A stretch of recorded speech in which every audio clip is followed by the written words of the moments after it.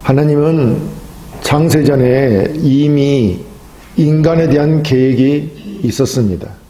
그래서 하나님은 창세전에 그리스도 안에서 우리를 택하셨고 또 우리를 사랑하셨기에 그 기쁘신 뜻대로 그리스도 예수로 말미암아 우리를 구원하시기로 정하셨던 것입니다. 이렇게 하나님이 우리를 택하시고 구원하시는 것은 사랑하시기 때문입니다. 그런데 하나님이 우리를 구원하시는 목적이 있다고 성경은 분명히 말씀합니다.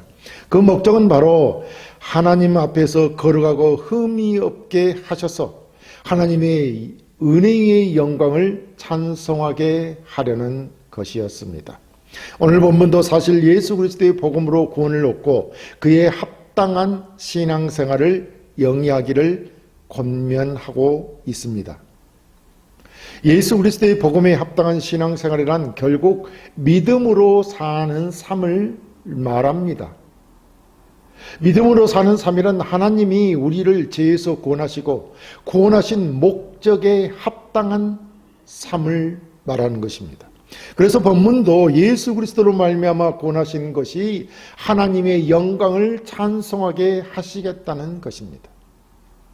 그러기 위해서 우리 구원 얻은 성도들은 이 세상과 구별되어 하나님 앞에 서서 하나님의 영광을 찬송하려면 먼저 우리가 거룩하고 흠이 없는 자가 되어야 하는 것입니다.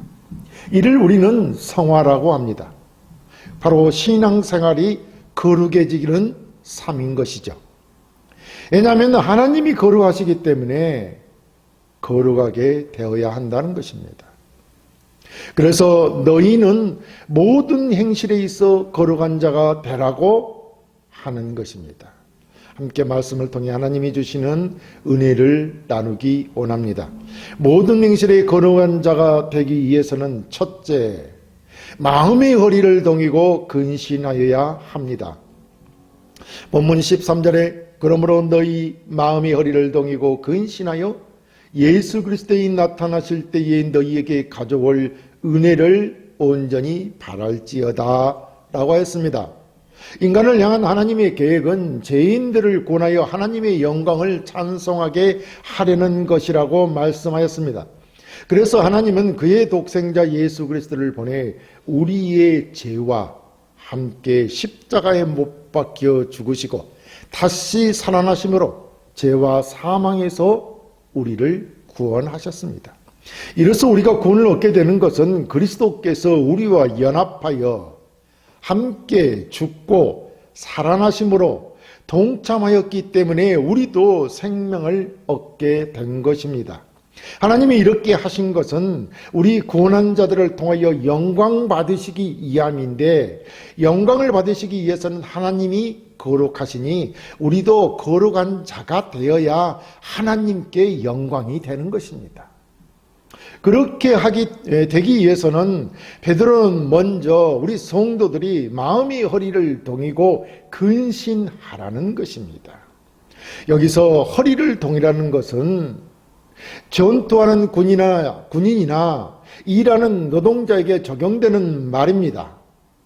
그러니까 전투나 일하기 위해서는 아래로 늘어뜨려진 옷자락을 단단히 허리에 매지 않으면 불편해서 몸을 움직이는데 너무 힘들다는 것이죠. 그래서 군인들이 전투를 위해서는 허리를 동해 매야 하는 것입니다. 오늘날은 탄띠를 맵니다. 그 안에 탄창을, 총알을 꽂고 준비하는 것이죠. 전투를 준비하는 것입니다. 이런 전투 준비를 철저히 하는 것이라 할 것입니다. 군인들이 전투를 이렇게 준비하듯 우리 성도들도 하나님처럼 거룩해지기 위해서는 마음의 허리를 동이라고 하는 것입니다. 그러니까 우리의 신앙생활이 거저 널브러져 있으면 되는 것이 아니라 전투하는 것처럼 준비하고 철저히 그 일에 매달려야 하는 것입니다. 이것이 우리의 신앙생활인 것이죠. 왜냐하면 거룩해지는 것은 영적인 전투이기 때문에 마음의 준비를 철저히 해야 한다는 것입니다. 신앙생활이 영적인 전투라는 것입니다. 우리는 신앙생활을 아주 쉽게 생각하지만 신앙생활은 거룩해지기 위한 싸움이고 영적 전투이기 때문에 항상 정신을 집중해야만 되는 것입니다. 그래서 베드로는 성경에 너희 대적마귀가 우는 사자와 같이 삼킬 잔을 찾나니 항상 근신하고 깨어있으라고 하는 것입니다. 근신하고 깨어있지 아니하면 어떻게 한다고요? 사자에게 잡혀 먹힌다는 것입니다. 마귀에게 잡혀 먹힌다는 것입니다. 왜 영적 전투냐 하면 그것은 마귀의 싸움이요 성령의 검, 즉 하나님의 말씀으로 싸우는 것이기 때문에 그렇습니다. 우리의 영적 전투는 하나님의 말씀으로 싸우는 것이죠. 성령의 검으로 싸우는 것입니다. 그러니까 우리 성도들의 삶은 하나님의 말씀을 이 세상에서 이루어가는 것이며 하나님이 주신 말씀대로 사는 것이 우리의 신앙생활이며 영적 전투라고 하는 것입니다. 그리고 다음에 이어지는 말이 뭡니까? 근신하라는 것입니다. 이 근신하다는 단어는 헬라어에서는 술에 취하지 않는 상태를 말합니다. 그러니까 맑은 정신으로 있는 상태인 것이죠. 깨어있는 상태인 것이죠. 그래서 성도들에게 근신하고 하라는 것은 세속적인 욕구들을 삼가라는 것이 아니겠습니까? 그렇다면 베드로가 당시 고난에 처한 성도들에게 적극적인 신앙 자세를 당부한 것으로 세상의 욕구와 마귀의 유혹에 흔들리지 말고 영적 나태에 빠지지 말고 정신 바짝 차려서 신앙할 것을 강력히 권면한 것이라 할 것입니다. 그럼 더 구체적으로 정신을 바짝 차려서 어떻게 신앙을 하라는 것입니까? 베드로는 분명하게 말합니다. 그것은 예수 그리스도가 나타나실 때 그분께서 우리에게 가져올 은혜를 온전히 바라는 것입니다. 그리스도께서 재림의 날 우리에게 가져올 은혜란 온전히 완성될 구원을 말합니다. 우리의 구원은 시작되었지만 완성되지는 않았습니다. 성화의 과정을 반드시 거쳐서 영화의 단계까지 가야 우리의 구원이 완성되는 것입니다. 그래서 베드로는 앞서 1장 5절에 너희가 말세에 나타내기로 예비하신 구원을 얻기 위하여 믿음으로 말미암아 하나님의 능력으로 보호하심을 입었나니 라고 했습니다. 그래서 예수 그리스도의 재림의 날이 있을 은혜란 우리의 온전한 구원이 완성될 것을 소망하면서 이 세상의 세속적인 욕망과 유혹들을 제어하는 행동들이 있어 근신하는 신앙생활을 하라는 것입니다. 그러니까 예수의 재림의 날에 우리가 온전히 구원을 얻을 것을 소망하지 아니하면, 잊어버리면, 망각하면 우리는 세속적인 욕망과 마귀의 유혹에 넘어갈 수밖에 없는 것입니다. 이러한 소망, 예수 그리스도의 재림의 때에 온전히 구원 얻을 것을 소망하고 이 세상의 영적 전투에서 승리해 가야 한다는 것이죠. 장래에 예수 그리스도께서 가져올 온전한 은혜, 즉 우리 성도들의 온전한 구원을 바라고 거룩해지는 삶을 살아야 한다는 것입니다.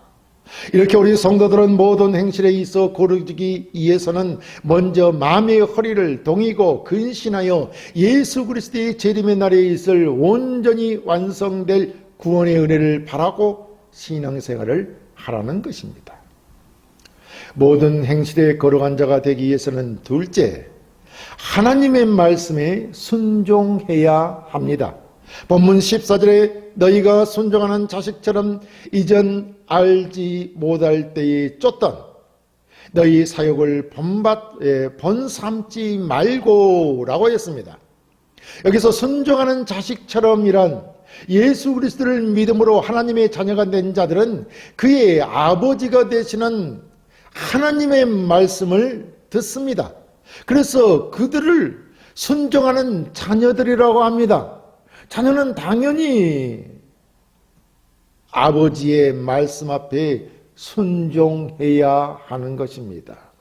사실 우리는 예수 그리스도를 믿고 하나님의 자녀가 되기 전에는 공중권세 잡은 자를 따르는 불순종하는 아들들이었습니다.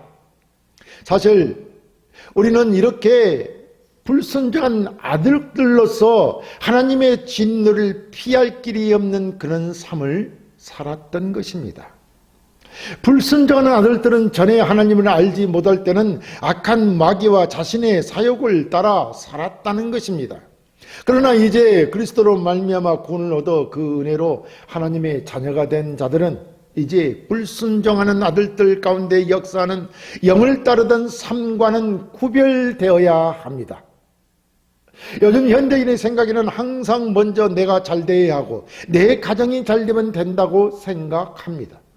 이런 사람들에게는 하나님이나 교회나 내 이웃이 보이지 않을 수도 있습니다.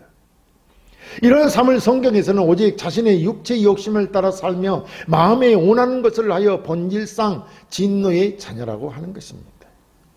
그 가운데에서 우리는 예수 그리스도의 대속의 은혜로 구원을 얻어 하나님의 자녀로서 그의 말씀에 순종하는 자녀가 된 것입니다. 이렇게 그리스도로 말미암아 하나님의 자녀가 된 우리 성도들은 아버지가 되시는 하나님의 말씀에 순종하며 그의 성품을 닮아가는 삶을 살아야 한다는 것입니다. 그런데 우리의 실상은 어떻습니까? 남으로부터 손해를 당하게 된다면 주님을 예면하게 되는 것이 우리의 삶의 현실입니다. 우리는 나에게 손해가 온다면 우리의 신앙마저도 포기하는 자들입니다. 왜냐하면 아직도 우리는 제약된 몸을 갖고 있기 때문에 육신의 욕망을 따라가게 된다는 것이죠. 그렇지 않습니까? 성경은 분명히 말합니다. 인간은 본질상 하나님의 진노케 하는 자녀들이기에 자신의 신변이 위협이 올 때 두려움이 우리의 믿음과 양심을 버리고 하나님을 따라 제약된 삶을 살게 한다는 것입니다. 두려움이 말입니다.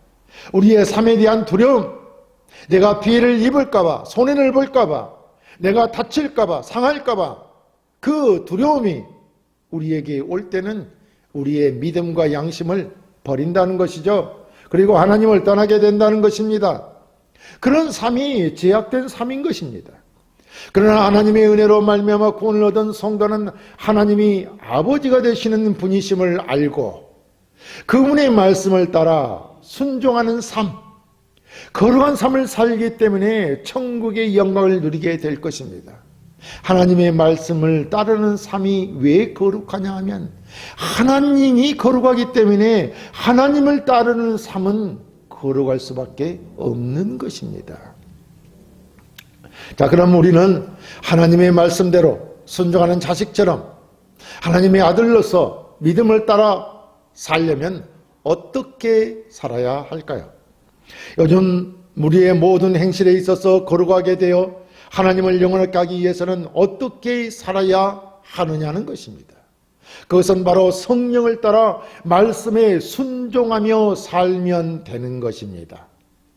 사실 베드로는 성령에 임하여 성령 충만을 받기 전에는 예수님을 3번이나 부인하는 자였습니다.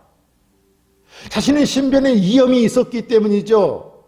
예수님을 따르는 자다라고 하니 내 생명이 위협을 느끼고 베드로는 3번이나 예수님을 부인하였습니다.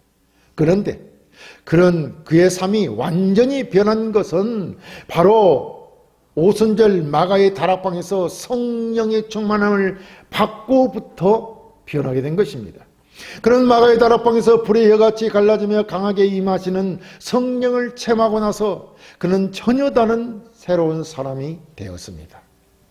그전에는 자신의 사욕을 따라 자기 중심적인 삶을 살았으나 성령을 체험하고 나서는 완전히 하나님의 말씀에 순종하는 삶을 살았다는 것입니다.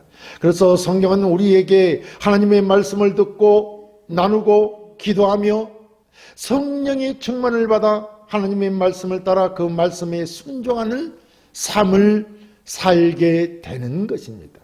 그렇게 하라는 것입니다. 그것이 거룩해지는 삶입니다. 모든 행실에 거룩한 자가 되기 위해서는 셋째, 그리스도를 닮은 삶을 살아야 합니다. 본문 15, 16절에 오직 너희를 부르신 거룩한 자처럼 너희도 모든 행실에 거룩한 자가 되라 기록되었으되 내가 거룩하니 너희도 거룩할지어다 하셨느니라 라고 하였습니다. 여기서 오직 너희를 부르신 거룩한 자란 성도를 택하시고 부르신 분이 하나님이시며 그 하나님은 거룩하시다는 것입니다.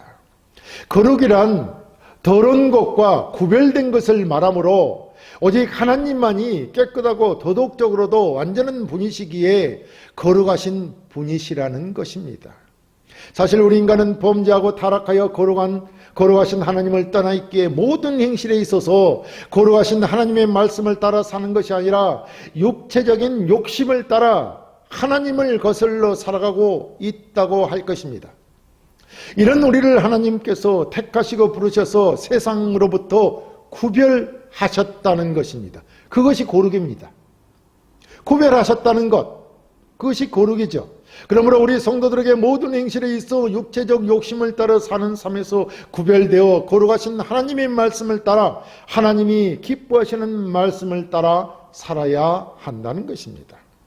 그래서 모든 행실에 있어 거룩한 자가 되는 삶이란 바로 어둠에서 강명한 빛으로 부르신 거룩하신 하나님을 닮는 삶을 사는 것입니다.